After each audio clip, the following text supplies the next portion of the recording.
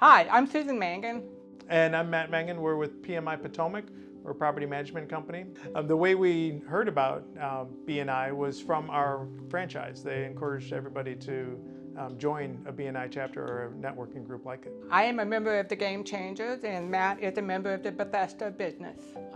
We had never lived in this area before, and we moved here, and we had no connections whatsoever.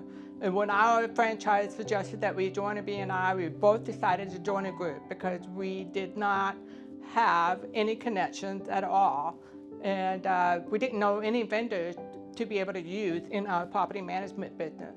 And the question was, why did we join one? Yes. Yeah, and I'll give you a real quick vignette.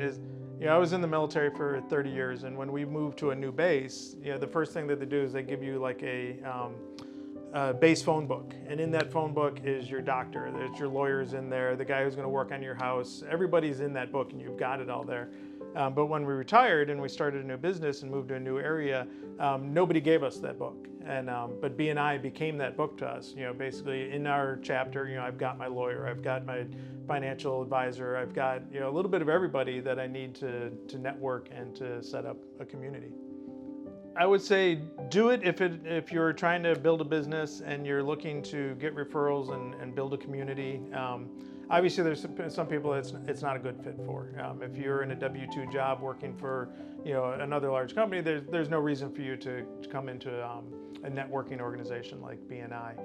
But you're serious about, if you have a business and you're serious about building that business, or if you're a senior person in a business and you're responsible for maybe business development, a BNI would be a great way to build your network and your community.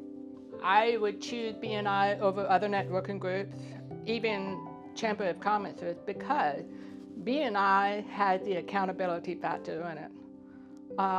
Chamber of Commerce, you can go to a networking event if you want to, but BNI requires you to be there weekly, and it holds you accountable to all the other members within the group. And that's something that I really appreciate. What is the importance of holding a leadership role in my chapter? I would say until you take on a leadership role, you will not truly understand what BNI is about, and you will not understand how the chapter operates. That's very true.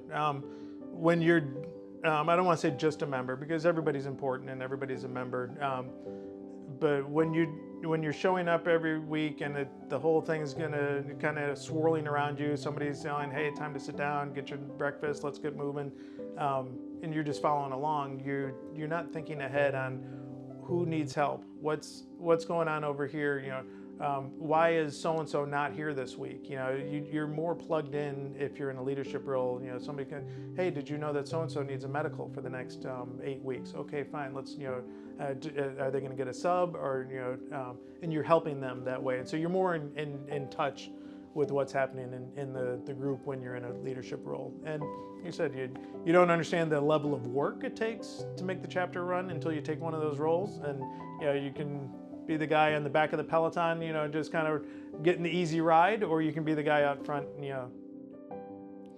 The person out front doing the work also gets more face time. It's true, yeah. We've gained a community. We've gained a family. There are people that I can call on at any time, even if it's just to ask a question, and they will help me out no matter what. And it might be just a simple question, it could be a complicated question, but I know that I can reach out to those people and I can depend on every single one of them.